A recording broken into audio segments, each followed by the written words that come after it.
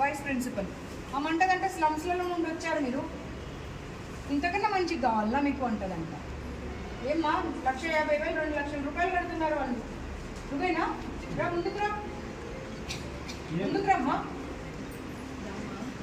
వీళ్ళు స్లమ్స్లలో లాగా కనిపిస్తున్నారా మీకు? చెప్పకపోతే అందరు చెప్పారు, ఒక్కరు కాదు అందరు చెప్పారు అన్నమాట. నాకైతే మీ మీద పర్సనల్ గ్రడ్జ్ లేదు కదా, మీరు ఎవరో కూడా నాకు తెలియదు కదా. తెలియనప్పుడు నేను ఎందుకు చెప్తాను అన్నమాట, వాళ్ళు చెప్తేనే చెప్తాను కదా. ఎవరో ఒక్కరు చెప్తే పర్వాలేదు, అందరు అదే మాట చెప్పారు. ఎప్పుడు ఒక్కరిని అవమానపరిచేటువంటి అధికారం మీకు ఎవరు ఇవ్వలేదు. సరే వాళ్ళు స్లమ్సే అనుకుందాం, వాళ్ళ పేరెంట్స్ ఆ ఫీజు కట్టే పరిస్థితిలో లేకున్నా కానీ మీ దగ్గర చదివిస్తున్నారు చూడండి, అది గొప్పతనం. దాన్ని అప్రిషియేట్ చేయాల్సింది. పోయి స్లమ్స్లో నుండి వచ్చారు మీరు అని మాట్లాడటం ఎంత కరెక్ట్? అది కేసు పెట్టవచ్చు మీ మీద, తెలుసా? వాళ్ళని ఆ రకంగా సంబోధించినందుకు. మీకు పంపిస్తారు, రికార్డింగ్ పంపిస్తానా?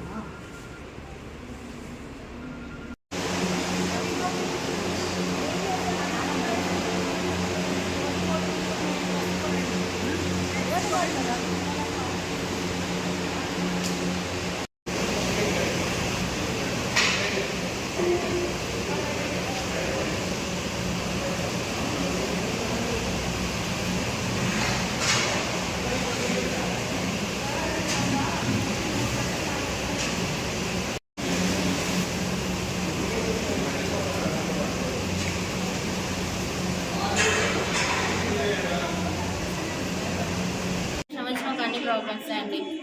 వాటర్ రావు, ఫుడ్లో మెస్, మళ్ళీ డస్ట్బిన్స్ దగ్గర ఫుడ్ మంచిగా క్లీన్ చేయరు. 3-4 డేస్కి ఒకసారి తీస్తారు. వాష్రూమ్స్లలో శానిటరీ నాప్కిన్స్ అవన్నీ తీసారు. 3-4 డేస్కి ఒకసారి తీస్తారు. అవి కూడా బయట తీసుకొచ్చి పెడతారు. ఫుడ్ విషయానికి వస్తే మొత్తం వాటర్ లాంటి రైస్ అనేది వాటర్ తీరు ఉంటాయి. కర్రీస్ అన్నీ నాన్ వెజ్ అయితే అసలుకే బాగుంటుంది. నాన్ వెజ్ ఉన్న స్పూన్ వెజ్లో పెడితే, వెజ్లో ఉన్న స్పూన్ నాన్ వెజ్లో పెడతారు. తాగే వాటర్లో కాక్రోచెస్ వస్తాయి. మొన్నైతే ఇట్టే కొట్టిరా ఏకంగా డ్రింకింగ్ వాటర్ దగ్గర. మాకు వాటర్ అనేది కూడా 4th ఫ్లోర్ వాటర్లో లేవు. మిడ్నైట్స్లో మాకు వాటర్ కావాలని వస్తే 3rd ఫ్లోర్ లేదా 5th ఫ్లోర్ అవి కూడా డ్రింక్స్ వస్తారు. వాళ్ళని బయటకి ఇట్లా వస్తే బతిమాలి తెప్పించుకుంటాం. వాళ్ళతో ఇంట్లో కూడా ప్రాబ్లం వస్తుంది. ఇప్పుడు రీసెంట్గా అయితే లాస్ట్ ఫ్లోర్లో అయితే రూఫ్లో నుంచి వాటర్ పడుతుంది, మొత్తం లీక్ అవుతుంది. అసలు వాటర్ పడితే మాకు అక్కడిక్కడ వెళ్ళడానికి రాదు, బయటకు వెళ్ళడానికి రాదు. రూమ్లో కూడా వాటర్ లీక్ అవుతుంది. రూఫ్లో నుంచి రోడ్లకు మొత్తం వాటర్ పడితే లగేజ్ మొత్తం నడిచిపోతుంది, బట్టలు మొత్తం నడిచిపోతుంది. ఇంకా ఇక్కడ వెంటిలేషన్ ఉండలేదు, వెంటిలేషన్ కూడా మొత్తం క్లోజ్ చేసి పెట్టిరు. గాలి వస్తలేదు, మొత్తం క్లోజ్ చేసి పెట్టిరు. ఆరేసుకోవడానికి కూడా వేస్తలేరు. వాటర్ వచ్చి నిలుతుంది. మళ్ళీ జస్ట్ ఏదో మొత్తం అట్లా చేస్తుంది. సూపర్.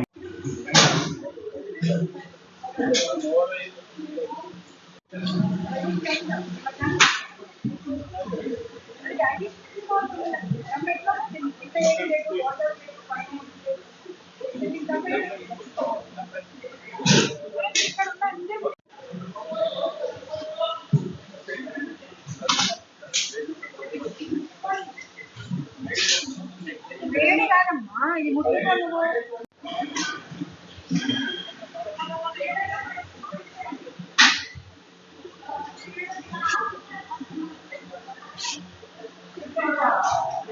అసలు ప్రాబ్లమ్స్ ఏం లేవని మీరు మాట్లాడడం సమంజసం కాదు. Being a lady, being a women, మనకు అలాంటి ఆడపిల్లలు ఉన్నారు, మన ఇళ్ళలో అలాంటి ఆడపిల్లలు ఉన్నారు.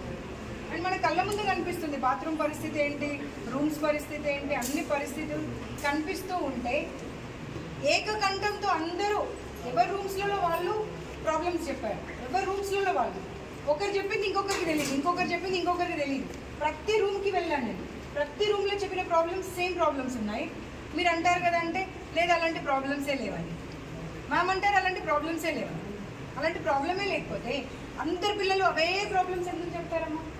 మీ ఫోన్ నెంబర్ తీసుకొని మీకు వినిపిస్తాను అవన్నీ చూడండి. అంతేగాని తప్పు ఉంది సరిదిద్దుకోవాలి అనే దిశగా ఆలోచించాలి కానీ అసలు ప్రాబ్లమే లేదు, అనవసరంగా చెప్తున్నారు, ఇష్యూ చేస్తున్నారు, కరెక్ట్ కాదమ్మా.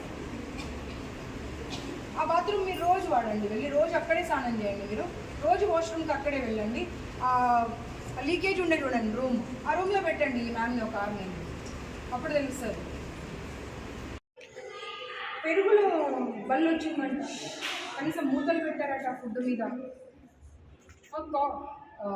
పురుగులు వస్తాయి, కాక్రోచ్లు వస్తాయి, అవి ఇంగ్రీడియంట్సే మీకు తెలియడం లేదు అని చెప్తారంట. లేదంటే లవంగం అని చెప్తారంట. మీరు విన్నారు కదా? ఏందమ్మా ఇది? వెళ్ళండి, మీడియా అందరినీ రమ్మని ఒకసారి అన్ని రూమ్స్ చూపించేసారు, అప్పుడే అర్థమవుతుంది అందరికీ. వాడతారు అక్కడ వాడతారు మంచినీళ్ళకి. ఆ డోర్స్ చూడండి ఒకసారి. ఇంకా లోపల కనుక చూసారనుకోండి, ఇక్కడే vomiting చేసేసుకుంటారు.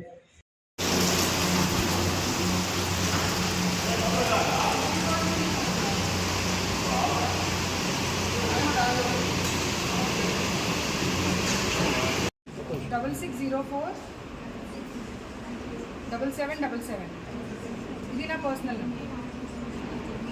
Women commission complaint number ఉంటుంది 9490-555533.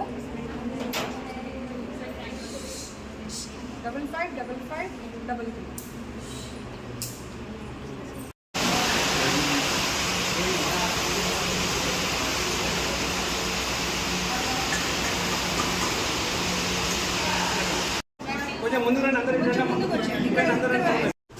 అవునా, చాలా ప్రాబ్లమ్స్ ఉన్నాయి. టీచర్స్ ఉన్నారు కాబట్టి భయం అవుతుంది, అందుకే చెప్పడానికి వచ్చాను. మీ ప్రాబ్లమ్స్ అన్నీ వాళ్ళతో మాట్లాడడం జరిగింది. అసలు మీకు ఏ ప్రాబ్లమే లేదు అనేటువంటి మాట వాళ్ళు చెప్తాను. అది ఎంతవరకు సమంజసమో వాళ్ళ విజ్ఞతకు వదిలేస్తాను. నేను వెళ్ళిన తర్వాత ఏదైనా వాళ్ళు ఇబ్బంది పెడితే నేను మా ఫోన్ నెంబర్ ఇచ్చి వెళ్తాను, మా పర్సనల్ నెంబర్ కూడా ఇచ్చి వెళ్తాను. ఏ ఇబ్బంది పెట్టినా సరే ఖచ్చితంగా నాకు కాల్ చేయండి, మ్యామ్ మాకు ఇలాంటి ఇబ్బంది పెడుతున్నారని చెప్పండి. నా పర్సనల్ నెంబర్ వచ్చి పెన్ ఉందా ఎవరి దగ్గరైనా? తర్వాత మా పరిస్థితి ఏంటి అని కొంచెం అనుకురానా తక్కువ తీసి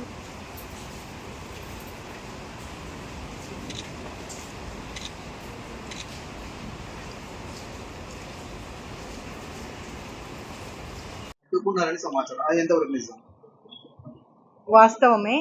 మేము వస్తున్నామని తెలుసు అంటే ఒక హాఫ్ అన్ అవర్ బిఫోర్ ఎవరో ఒకరు తెలిసిన వాళ్ళు ఎవరికైతే నేను ఇన్ఫార్మ్ చేశానో నా వెంట రమ్మని, వాళ్ళలో ఒకరు ఇన్ఫార్మ్ చేశారు వీళ్ళకి. గబా వాళ్ళు క్లీనింగ్ స్టార్ట్ చేశారు. ఇంకా మిగతా పార్ట్స్ ఎక్కడైతే క్లీనింగ్ అవ్వలేదో అక్కడ మేము ఎక్కడొస్తాము అని చెప్పి మమ్మల్ని అడ్డుకున్నారు.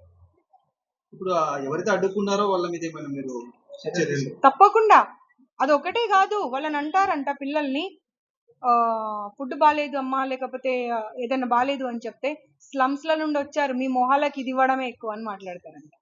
1,50,000 రూపాయలు 2,00,000 రూపాయలు ఫీజులు కట్టి ఇక్కడ చదువుతుంటే ఆ పిల్లలను పట్టుకొని స్లమ్స్ల నుండి వచ్చారన్నటువంటి మాట అనడం ఎంతవరకు సమంజసమో ఆలోచన చేసుకోవాలి ఇన్స్టిట్యూట్లో పనిచేస్తున్న వాళ్ళు.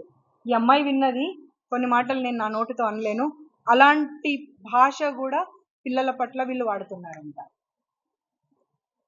కాలేజీలకు మినిమం పరిమితులు, కాలేజీలో ఫీజులు ఎంతవరకు వసూలు చేయాలి, ఎంతకంటే ఎక్కువ తీసుకోవద్దని పరిమితులు ఉన్నాయా? అది నా లిమిట్స్లలో లేనటువంటి విషయాలు అవన్నీ. ఇప్పుడు కొన్నిసార్లు అసలు స్నానం చేయడం కూడా 3 రోజులు వదిలేస్తున్నారంట. స్నానాలకు వెళ్తే జర్రీలు లీచర్స్ పాములు వస్తే కొన్నిసార్లు ఆ స్నానం చేసేది భయపడి పరిగెత్తుకుంటూ బయటకు వచ్చారు. ఈ వాటర్ కూడా ఇక్కడ నుంచి తీసుకొస్తున్నారు కదా, బయట నుంచి ట్యాంకర్స్ లో వస్తాయి కంప్లీట్ వాటర్ మొత్తం. బయట నుంచి ఆ వాటర్ దాంట్లో టీడీఎస్ ఎంత ఉందన్నది చెక్ చేసే వాళ్ళు ఎవరు లేరు. దానివల్ల కూడా పిల్లలకి స్కిన్ డిసీజ్ వచ్చే ఛాన్సెస్ కూడా ఎక్కువ ఉంటాయి కదా.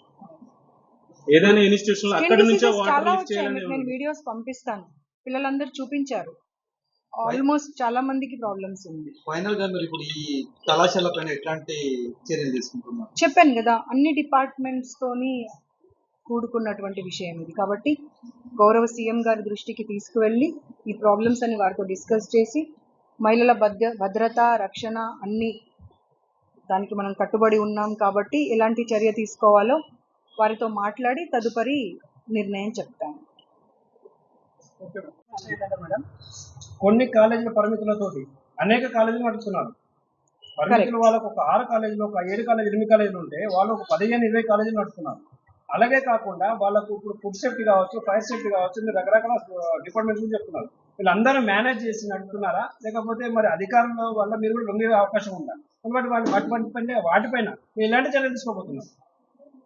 మీరు అడిగిన ప్రశ్నలోనే మీకు సమాధానం ఉంది. అదే అందరూ అంటున్నాను. వాళ్ళు కొల్యూడ్ అయిపోయి చేస్తున్నారా ఏంటి అనేది. అందుకే నేను మరి అధికారుల మీద- ప్రభుత్వానికి నేను ఏమంటున్నాను తల్లిదండ్రులకు అంటే విన్నపం చేశాను. అధికారుల మీద కూడా మీరు చర్య తీసుకోబోతున్నారా? ఇప్పుడు పర్మిషన్, ఇప్పుడు ఫైర్ సేఫ్టీ కావచ్చు, fire safety important, food safety కావచ్చు, కాలేజీలకు పరిమితులకు మించి కాలేజీలు నడుపుతున్నారు. నా దృష్టిలో ఒక్కటి కాదు, నేను వందల సంఖ్యలో చూపించగలుగుతాను. అవును. మరి వాటిపైన ఎలాంటి చర్య తీసుకోబోతున్నారు? ఎడ్యుకేషన్ డిపార్ట్మెంట్ కు గౌరవ సీఎం గారికి మేము నివేదన పంపిస్తాము. ఉమెన్ కమిషన్ తరఫున మేము చేసినటువంటి అబ్జర్వేషన్ని పంపించి వారు ఎలాంటి చర్య తీసుకోవాలో వారితో డిస్కస్ చేస్తాము తప్పకుండా. అండ్ ఎవరైతే డబ్బు కోసం ఆశపడి పర్మిషన్ లేనటువంటి ఇన్స్టిట్యూట్ని కూడా రన్ చేసే అటువంటి పర్మిషన్ ఇస్తున్నారో వాళ్ళకు కూడా నేను సబ్మిషన్ చేస్తున్నాను, రిక్వెస్ట్ చేస్తున్నాను, తర్వాత హెచ్చరిస్తున్నాను కూడా. ఇకనైనా అలాంటి మానుకొని వాళ్ళలో మన పిల్లలు కూడా ఉన్నారు అనేటువంటి విషయం కూడా గుర్తుపెట్టుకోండి. తర్వాత ఇంకో విషయం, నాకు తెలిసి ఏ ఇన్స్టిట్యూట్లో అయినా సరే ఇన్స్టిట్యూషన్ హాస్టల్ ఎక్కడ ఉందో కిచెన్ అక్కడే ఉండి పిల్లలు అక్కడికక్కడ భోజనం చేస్తేనే కొంచెం హెల్తీగా ఉంటారు. ఒక దగ్గరే ఎక్కడో వంటలు చేసి 10 ఇన్స్టిట్యూట్స్కి పంపించేస్తున్నారు, 10 సెంటర్స్కి పంపించేస్తున్నారు. దానివల్ల కూడా పిల్లలకు హెల్త్ ప్రాబ్లమ్స్ వస్తున్నాయి. కాబట్టి మన పిల్లల ఆరోగ్యము భవిష్యత్తే ఇంపార్టెంట్ తప్పించి ఏ ఇన్స్టిట్యూట్లో చదివించామో అవసరం లేదు. మీ పక్కన ఉన్నటువంటి కాలేజ్కి పంపించండి, ప్రశాంతంగా పొద్దున వెళ్తారు, మధ్యాహ్నం వస్తారు, భోజనం చేసుకుంటారు, మళ్ళీ సాయంత్రం వెళ్తారు, వచ్చేస్తారు. అట్లీస్ట్ హెల్తీగా ఉంటారు, మీ కళ్ళ ముందు ఉంటారు. అంతే తప్పించి మీరు వెల్ నోన్ రినోన్ ఇన్స్టిట్యూట్లో పంపించాలి, గొప్పలు చెప్పుకోవడానికి పంపించాలి అనేటువంటి ఆలోచనని దృక్పథాన్ని పేరెంట్స్ కూడా మానుకోవాల్సినటువంటి అవసరం ఉంది. అండ్ ఇన్స్టిట్యూషన్కి ప్రతి ఒక్కరికి చెప్తున్నాను, ఇకనైనా చేసిన తప్పిదాలను సర్దుబాటు చేసుకోండి. 5 నెలల నుండి అసలు ఇంకా సొసైటీకి చెప్పకపోతే తప్పదు, పీరియడ్స్ రావట్లేదంట పిల్లలకు. అయినా కానీ దాన్ని పట్టించుకుంటలేరంట కనీసం. అరే నేటి బాలలే రేపటి పౌరులు, అది ఇది అని మనం డైలాగ్స్ చెప్తాము. ఆ డైలాగ్స్ చెప్పడం వరకు పరిమితం అవుతే ఎట్లా? ఈ పిల్లలు ఫ్యూచర్లో వెళ్ళి బాగా చదివి మంచి మనుషులుగా ఎదగాలి అండ్ సొసైటీలో ఒక మంచి ఉన్నతమైనటువంటి స్థితికి వెళ్ళాలి అంటే ఈ స్థాయిలోనే వాళ్ళకి ఇన్ని ప్రాబ్లమ్స్, ఇంత నరకం చూపిస్తే వాళ్ళకి చదువు మీద ఇంట్రెస్ట్ పోతుందని చెప్తున్నారు వాళ్ళు. 10 o'clock అయిపోయిన తర్వాత ఇంపోజిషన్స్ ఇస్తారంట, 3 times 10 times రాయాలని. దాన్ని మళ్ళీ మార్నింగ్ కల్లా కంపల్సరీ సబ్మిట్ చేయాలి. ఒక్కొక్కరు 2 గంటల వరకు 3 గంటల వరకు కూర్చొని అది రాస్తున్నారంట. మళ్ళీ 5:30కి స్టడీ అవర్స్. నేను అందరికీ రిక్వెస్ట్ చేస్తున్నాను, ఇటు తల్లిదండ్రులకు, అటు ఇన్స్టిట్యూట్స్కి, ఇటు గవర్నమెంట్కి, ఖచ్చితంగా పిల్లలకు చదువు ఇంపార్టెంట్ అయినా సరే ఫిజికల్ యాక్టివిటీ కోసం 2 క్లాసెస్ పెట్టాల్సిన అవసరం ఉన్నది. అండ్ గవర్నమెంట్ అఫీషియల్స్ కానివ్వండి, తల్లిదండ్రులు కానివ్వండి, ఆ ఇన్స్టిట్యూట్లో కనీసం వెంటిలేషన్ ఉందా లేదా, వాళ్ళ హాస్టల్ పరిస్థితి ఏంటి, అవన్నీ కనుక్కున్న తర్వాతనే మీ పిల్లలని హాస్టల్కి పంపించండి. ఉన్నత స్థితికి వెళ్ళాలి, గొప్ప ఇన్స్టిట్యూట్లో చదవాలి అనేటువంటి ఆలోచన కన్నా మీ పిల్లలు ఆరోగ్యంగా ఉంటే చాలు. ఫిజికల్గా కానివ్వండి, మానసికంగా కానివ్వండి, దాని మీద దృష్టి పెట్టండి అనేటువంటి మాట చెప్పుకుంటూ, మేము ఈ కండిషన్స్ ఏవైతే చూసామో నిన్న ఇవాళ వీటన్నింటికి ప్రభుత్వంతో మాట్లాడి, ఇంకా ఇతరత్ర డిపార్ట్మెంట్స్తో మాట్లాడి ఎలాంటి చర్య తీసుకోవాలో అలాంటి చర్య డెఫినెట్గా తీసుకుంటాము. ఎవరైనా సరే పిల్లల గురించి ఆలోచించకపోతే ప్రభుత్వం కూడా ముందుకు చేసేటువంటి అవసరం ఎంతో ఉందని చెప్పి గవర్నమెంట్కి కూడా మేము సబ్మిషన్ చేస్తూ ఉన్నాము. ప్రధానంగా మీరు బాచుపల్లి నారాయణ మహిళా కళాశాలకు రావడానికి కారణం ఏంటి మేడం? ఇక్కడ నుంచి ఏమైనా ఫిర్యాదులు వచ్చాయా మీకు?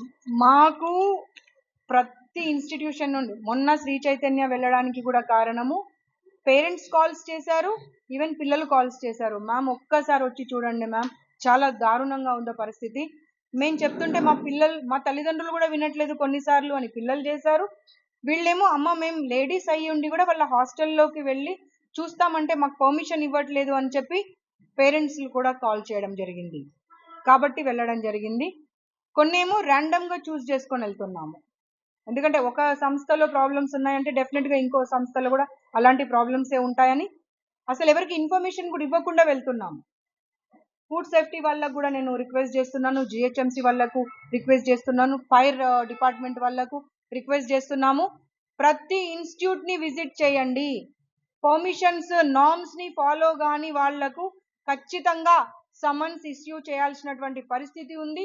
దానిపైన చర్య తీసుకోవాల్సినటువంటి అవసరం కూడా ఉన్నది. నిన్న చూసినటువంటి శ్రీ చైతన్యలో కూడా కనీసం ఒక రూమ్లో విండోస్ లేవండి, బాత్రూమ్లలో ఎగ్జాస్ట్ ఫ్యాన్స్ లేవు. ఇదైతే ఇంకా బాత్రూమ్ ఎగ్జాస్ట్ ఫ్యాన్ పక్కకు పెట్టండి, ఆ బాత్రూంలో అడుగు పెట్టే పరిస్థితి కూడా లేదు. మీకు విజువల్స్ అన్నీ ఉన్నాయి, మీరు చూడవచ్చు దాని గురించి.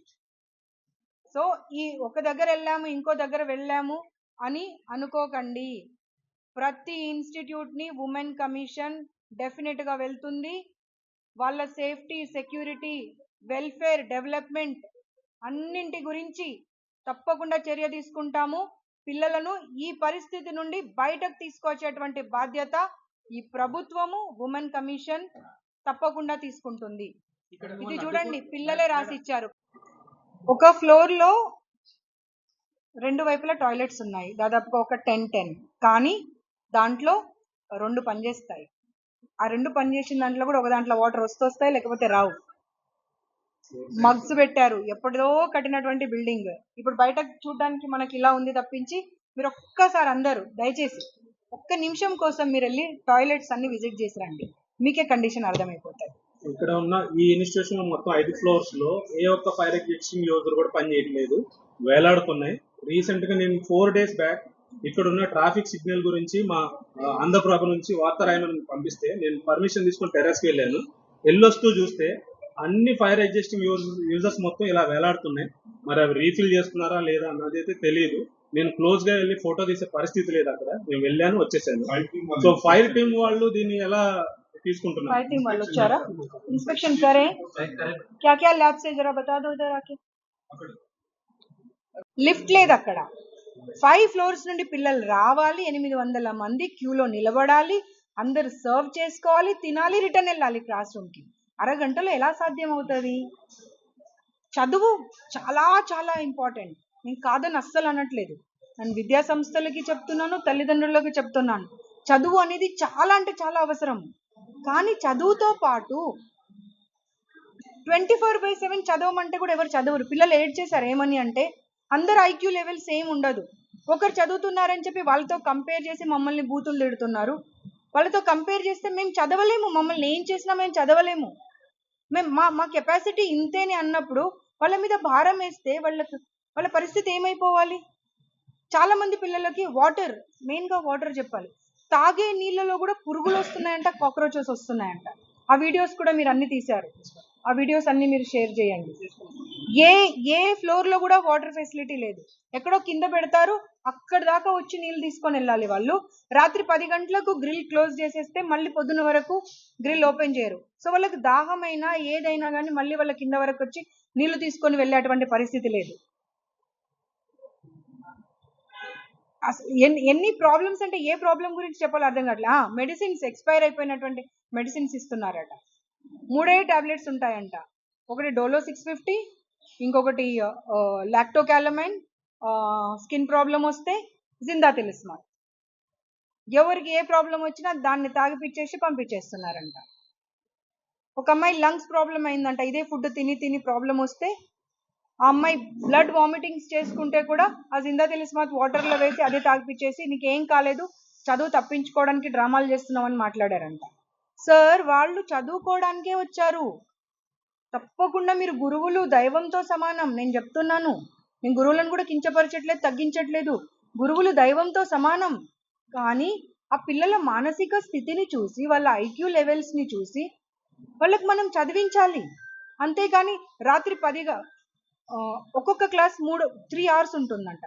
3 hours మధ్యలో ఎవరికైనా టాయిలెట్ వచ్చినా, వాష్రూమ్ వచ్చినా వెళ్ళకూడదు. వీళ్లకు బ్రేక్ ఇచ్చినప్పుడే వెళ్ళాలి తప్పించి మధ్యలో వెళ్ళకూడదంట. దానివల్ల యూరిన్ ఇన్ఫెక్షన్స్ అయి కూడా చాలా మంది పిల్లలకు ప్రాబ్లమ్స్ వచ్చాయంట.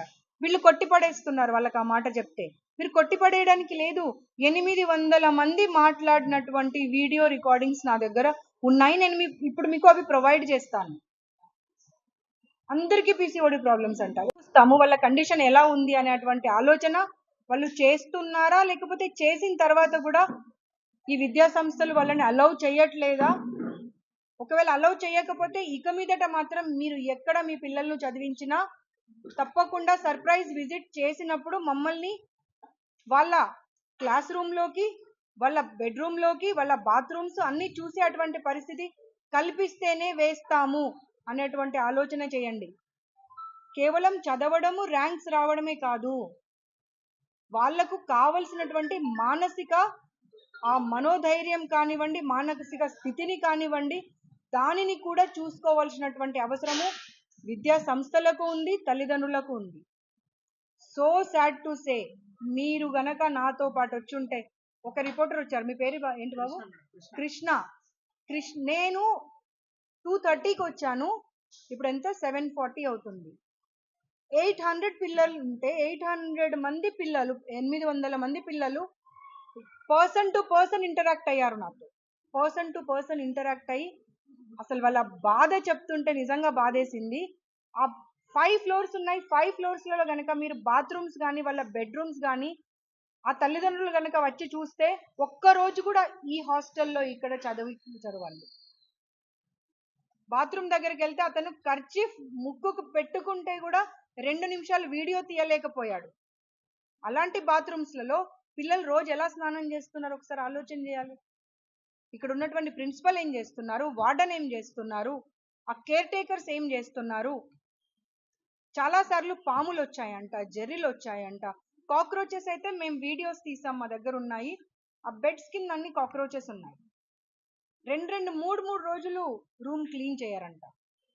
మాతో వచ్చిన కానిస్టేబుల్ చూసి కూడా అమ్మాయి కూడా అసలు ఏం మాట్లాడాలో అమ్మాయికి అర్థం కాలేదు. ఎందుకంటే మేల్ని ఎందుకులే తీసుకెళ్లడం అని ఫీమేల్ని తీసుకెళ్లడం జరిగింది. అన్కుక్డ్ రైస్ ఇస్తారంట, రైస్లో కూడా వాటర్ ఉంటుందంట. ఇంకా పప్పు సాంబార్ అయితే అసలు దాన్ని సాంబార్ అనాలా, చారు అనాలా అర్థం కాని పరిస్థితి ఉంటుందంట. కూర ఒక్కసారి పెడితే రెండోసారికి కూర పెట్టారు. కాక్రోచెస్ వస్తున్నాయంట అన్నంలో, పురుగులు వస్తున్నాయంట.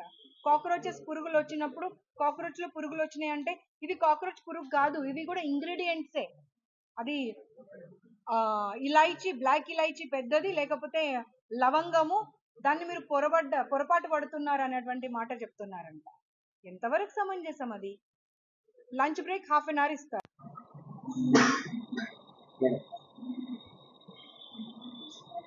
తెలంగాణ రాష్ట్రంలో ఉన్నటువంటి విద్యా సంస్థలందరికీ, ఆ విద్యా సంస్థలలో చదివిపిస్తున్నటువంటి తల్లిదండ్రులందరికీ